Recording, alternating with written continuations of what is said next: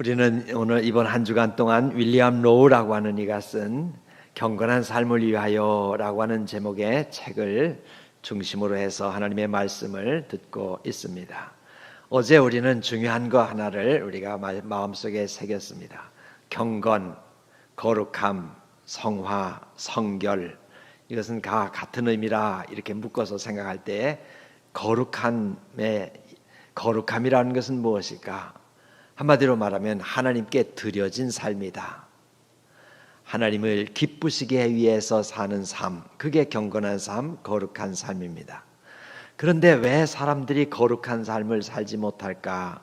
그것은 거룩한 삶에 대한 의향, 지향, 그런 마음의 의도를 가지고 있지 않기 때문에 거룩한 삶을 추구하지 못한다는 것입니다.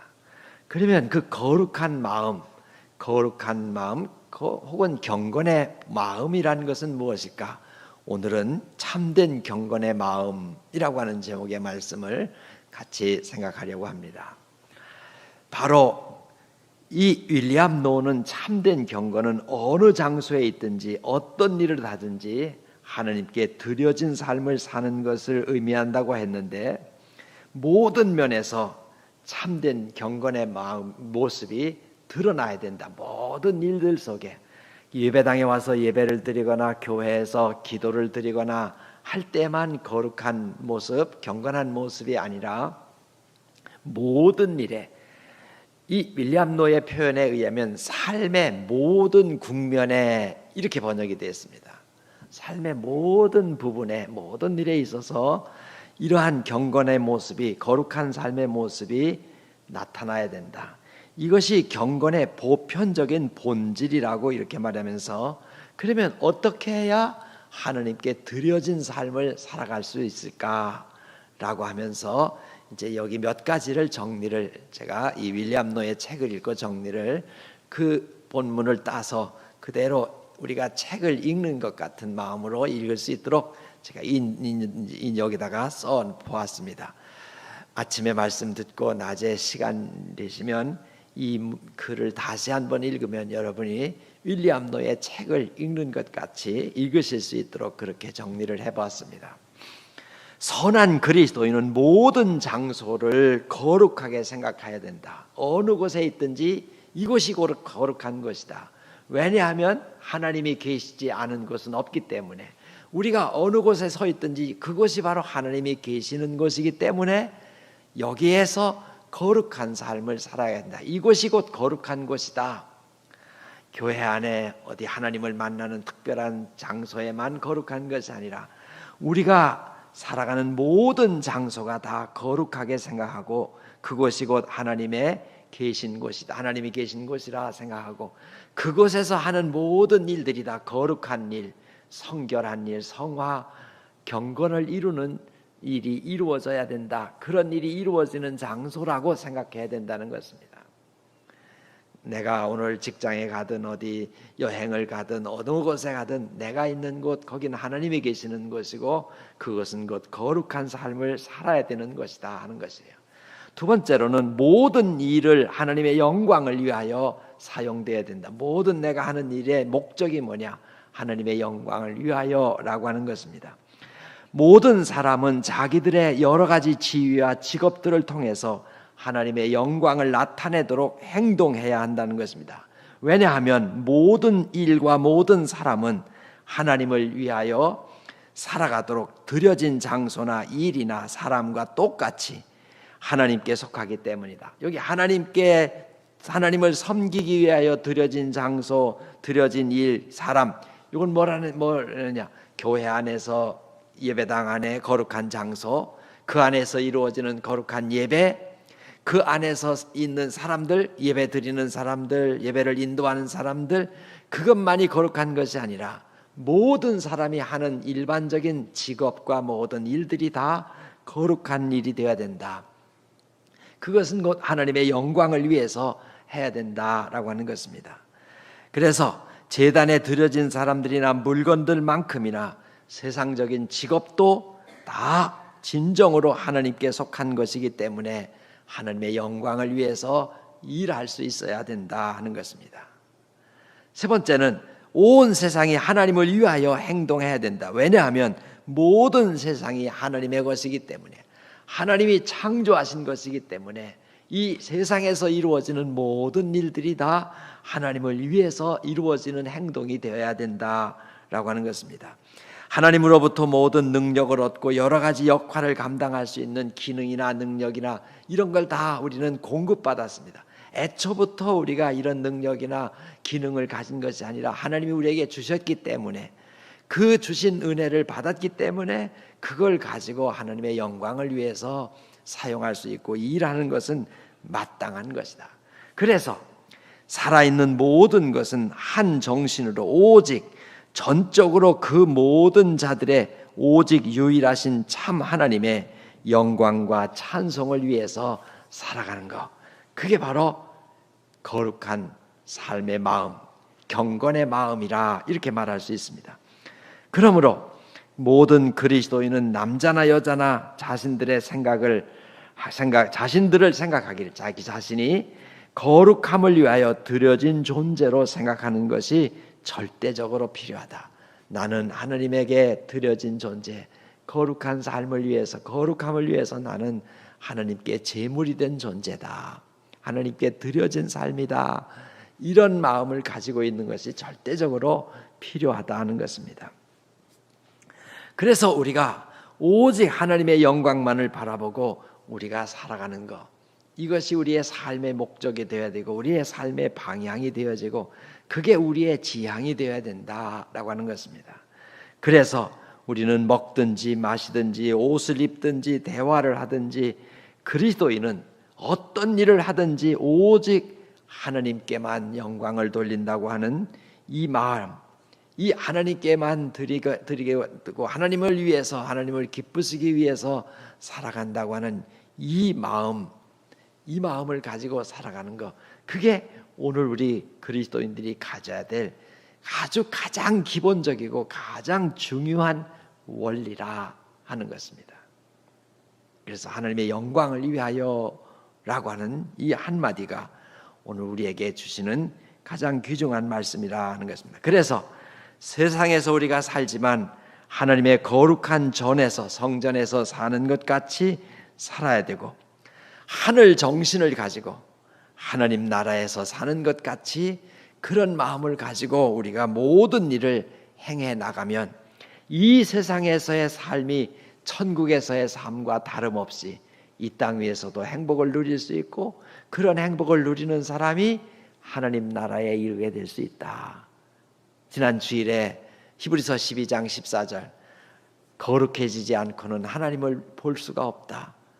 그러면 하나님을 볼 수 있는 사람, 천국에서 하나님을 만날 수 있는 사람은, 하나님을 볼 수 있는 사람은 누구일까? 그건 거룩한 삶을 살아가는 것이다. 그래서 천국의 길이 거룩한 길이라. 그 거룩한 길을 걸을 수 있는 사람은 누구일까? 거룩한 삶을 사는 사람. 그래서 이 땅에서부터 거룩한 삶을 살아야 하나님 나라에서도 거룩한 삶의 길을 걸어갈 수 있게 되고 그곳의 삶이 이루어질 수 있다 하는 것입니다. 그래서 이 윌리엄 노는 이렇게 결론을 맺습니다. 우리가 하는 모든 일이, 경건의 일, 교회에서 이루어지는 기도나 찬송이나 예배나 이 경건한 일, 또 다른 사람들을 구제하는 거룩한 일, 이 모든 일과 같은 원리로 이루어져야 된다. 교회 안에서 이루어지는 거룩한 삶의 원리나 직장에서 이루어지는 삶의 원리나 사람을 만날 때나 또 직업에서 일을 하거나 기업을 운영하거나 장사를 하거나 어떤 농사를 짓거나 어떤 직업에서든지 거기에 적용되는 원리는 거룩한 일을 하는 이 원리와 다를 바 없이 동일한 원리로 우리가 가지고 살아가는 것, 그게 바로 경건한 마음을 가지고 모든 일을 행할 수 있다라고 하는 것입니다. 윌리엄 노에서 우리는 이거를 아주 잘 배울 수 있으면 좋겠습니다. 고린도전서 오늘 10장의 말씀을 읽었는데, 고린도 교회에 보내는 이 사도 바울의 편지는 당시에 고린도 교회라고 하는 교회에 여러 가지 문제들이 있었습니다.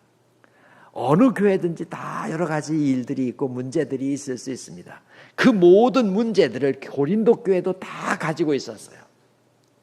그 중에 고린도 교회 교인들이 가지고 있었던 문제 중에 하나가 우상 숭배였습니다. 고린도라고 하는 도시, 그리스에 있는 도시지. 오늘날에도 그 그리스 지역에 신전이 많았습니다. 그 이방 신전에 모든 신들이 있었고 그 신들을 섬기기 위해서 여사제들이 있었는데, 그런 일들에 의해서 성적인 타락이 이루어지고 우상 숭배가 만연한 도시가 바로 고린도였습니다. 전에 제가 말씀을 드렸는데, 제가 고린도에 이제 가게 되었는데 그 가이드 하는 사람이 뭐라 그러냐면, 목사님 여기 기념품점에 들어가서 물건 살 때 잘 보고 사세요 그래요. 그래서 그거 왜 그러냐고 그랬더니, 어떤 목사님이 여기 와서 물건을 사다가 교인들에게 다 나눠줬는데 거기에 성적인 관계를 하는 그림이 그려져 있는 걸 모르고 그걸 다 나눠줬다니, 기념품을. 그래가지고 아니 우리 목사님이 이게 해괴망측한 이런 걸 사가지고 왔느냐고. 그래서 그 아주 깜짝 놀란 일이 있는데, 그 기념품점에 들어가서 이렇게 보니까 거기 무슨 이게 예를 들면 후추병이라든지 뭐 이런 여러 가지 그 기념용품들이 다 거기에 아주 그 성적인 그런 그 그림이 그려져 있는 모습을 볼 수 있었습니다. 바로 우상 숭배가 그 도시의 중요한 문제 가운데 하나였습니다. 그래서 여기 고린도전서 10장에서 바울은 이 고린도 교회에 있는 여러분은 우상 숭배를 조심해야 됩니다. 이스라엘 백성들이 이집트에서 나와서 출애굽을 하는 여정 중에 우상 숭배하다가 그 과정에서 다 죽었습니다. 이거는 우리에게 본보기를 보여주는 경고입니다. 그러니 우리가 섰다고 생각하는 사람은 넘어질까 조심해야 됩니다. 우상 숭배에 빠지지 않도록 조심하십시오.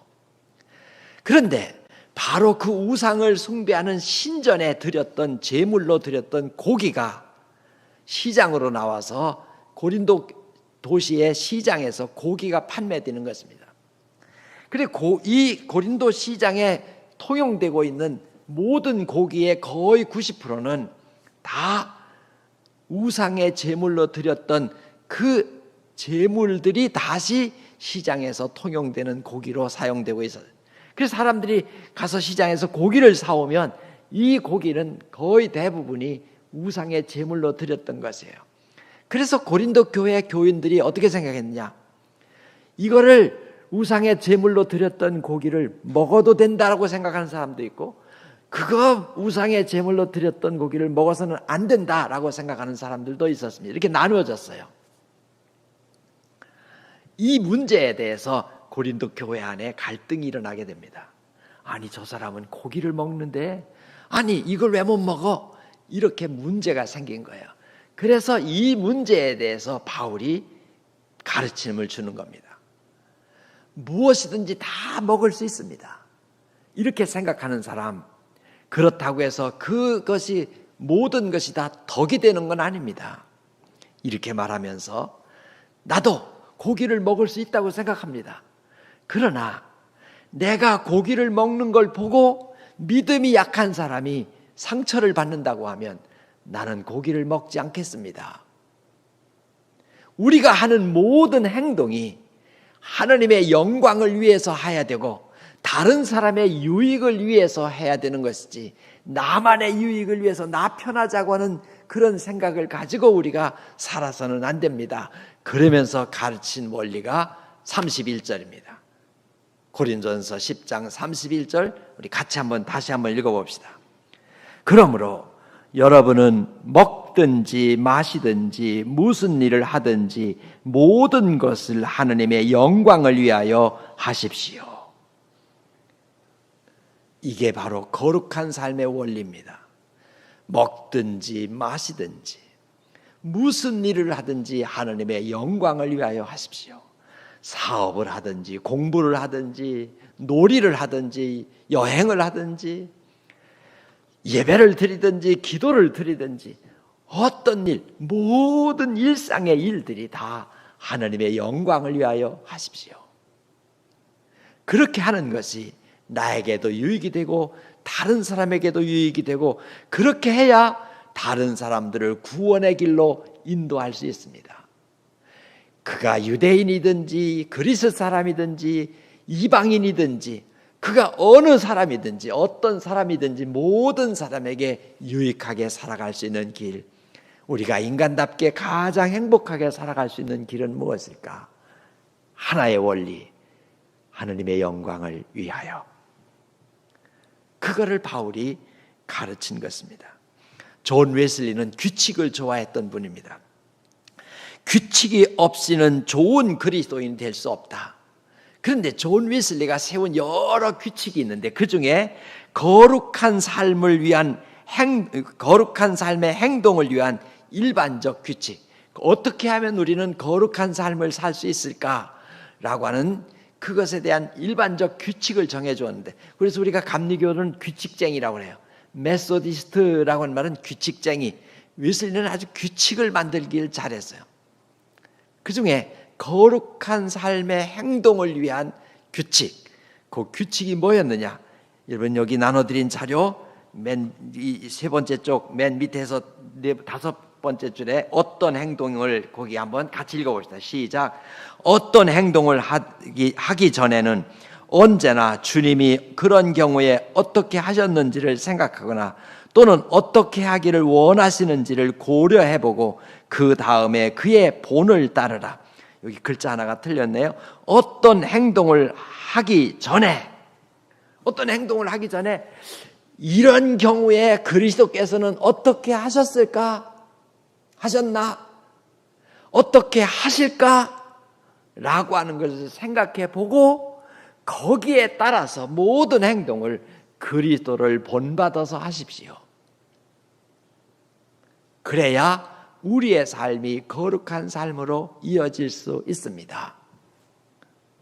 오늘 제가 11장 30절, 33절까지만 읽고 11장 1절은 안 읽었는데 바울이 11장 1절에 이렇게 썼어요.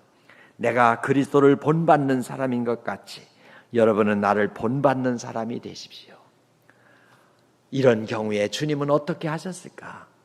이런 경우에 주님은 어떻게 하신가?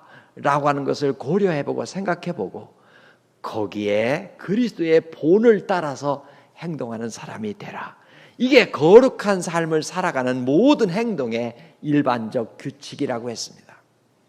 내가 어떻게 사는 것이 주님께서 하시는 일과 같은 것일까? 내가 어떻게 살아야 하나님께 영광을 돌릴 수 있을까? 내가 어떻게 해야 하나님을 기쁘시게 할까?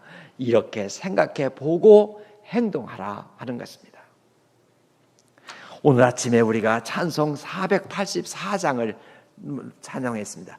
여러분 484장 내 마음의 주여 소망되소서 찬송 한번 펴보세요. 484장이라고 써있는 그 항수 바로 밑에 slain SLANE라고 써있고 10 이렇게 써있죠. 이 찬송가의 본래 제목은 slain이라고 하는 제목을 다른 찬송가였다라고 하는 것을 보여주는 구절입니다. slain. 이 slain이라고 하는 말은 어디에서 나왔을까? 여러분 영국이라고 하는 나라가 어떻게 구성되어 있죠? 영국. 잉글랜드가 있고 이쪽으로 가면 스코틀랜드가 있고 그 다음에 북아일랜드가 있습니다. 그리고 웨일즈라고 하는 이 네 개의 컨트리가 모여서 유나이티드 킹덤이 된 거예요. 잉글랜드, 스코틀랜드, 북아일랜드, 그 다음에 웨일즈. 그런데 여기 북아일랜드라고 하는 섬이 있는 그 섬 북쪽인데 그 섬 전체 남쪽으로는 아일랜드라고 하는 또 다른 국가가 있습니다. 바로 그 아일랜드. 거기에 음악을 켈틱 뮤직이라고 그러죠. 켈틱. 바로 이 아일랜드 민요. 그래서 여기 보시면 여기 내 맘에 주여 소망되소서 그리고 아일리시 힘이라고 써 있죠.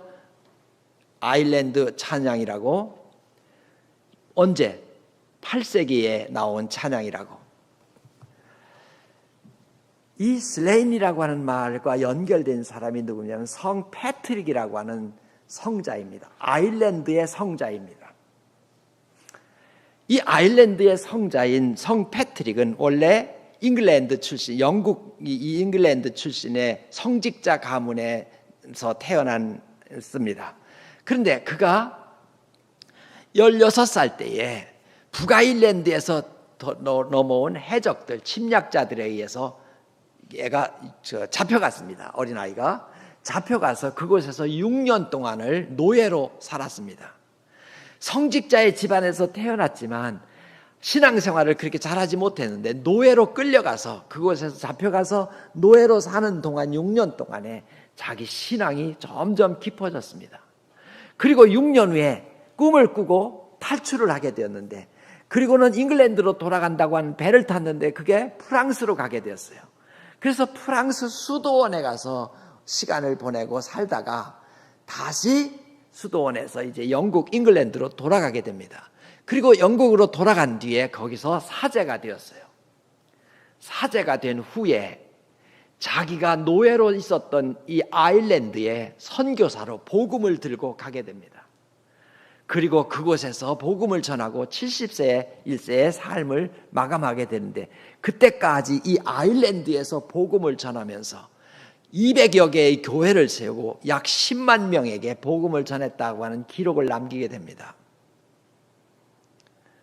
그래서 아일랜드 사람이 이 성 패트릭을 아일랜드 수호 성인으로 정하고, 그리고 3월 17일이 성 패트릭 데이라고 해서 지금도 축제를 벌입니다. 바로 그 성 패트릭과 연결된 언덕이 있는데 그 언덕의 이름이 슬레인이라고 하는 언덕이었고, 이 성 패트릭은 400년대에 살았던 사람입니다. 주 400년대에 386년에 태어나서 460년에 죽은 사람입니다. 바로 그로부터 약 300년이 지난 뒤 약 700년, 800년 이 어간에 어떤 이가 이 슬레인이라고 하는 언덕을 중심으로 해서 이 성 패트릭에 대한 이야기를 시로 썼습니다. 후에 그 시가 찬송가로 들어오게 되었고 아일랜드 민요풍으로 사용이 돼서 아일랜드 찬송이 된 것입니다. 그 찬송이 오늘 우리가 부르는 이 찬송이에요. 이 찬송곡이 켈틱 음악을 보여주는 아주 좋은 찬송이다, 이렇게 우리가 생각할 수 있습니다.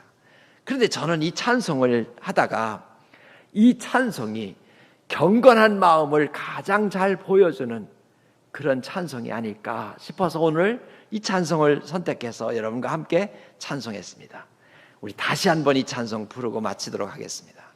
이제 가사를 생각하면서 성 패트릭에 대한 얘기를 조금 더 할 수 있겠습니다만은, 그가 죽을 때 자기의 삶은 온전히 하나님이 나에게 주신 선물이라고 하는 기도를 드리고 죽은 그 기도문도 있습니다. 혹시 인터넷에 찾아보시면 그 기도문이라든지 그런 것도 여러분 보실 수 있을 거예요. 이 가사 하나하나 생각하면서 오늘 경건의 마음, 거룩한 삶을 살아가는 성도의 마음이 어떠해야 되는지 이 가사 속에서 우리가 한번 느껴볼 수 있기를 바랍니다. 한 번 더 찬송하겠습니다.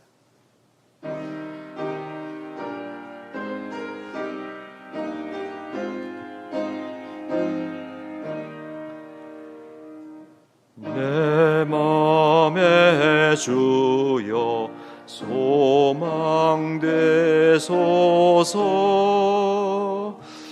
주 없이 모든 일 헛되어라. 밤에나 낮에나 주님 생각, 잘 때나 깰 때 함께 하소서. 지혜의 주여 말씀으로서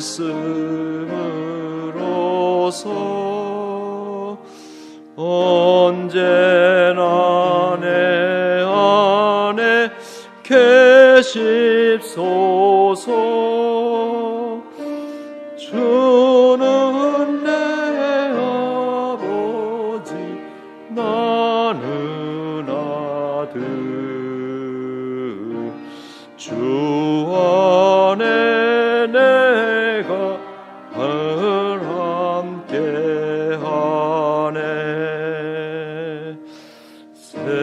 세상의 영광 난 보여도 언제나 주님은 나의 기억 주님만 내 맘에 계시오니 영원한 주님 참 귀하셔라 영원한 주님 내 승리의 주 하늘의 기쁨을 주옵소서 어떠한 고난이 닥쳐와도 만유의 주여 소망되소서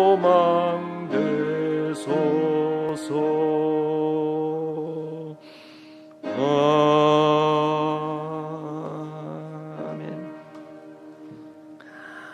유튜브에 이 영어로 Be Thy My Vision이라고 할게 치고 검색을 해보면 그 아일랜드의 그 아름다운 풍광과 함께 어느 여가수가 부르는 이 찬양이 있습니다.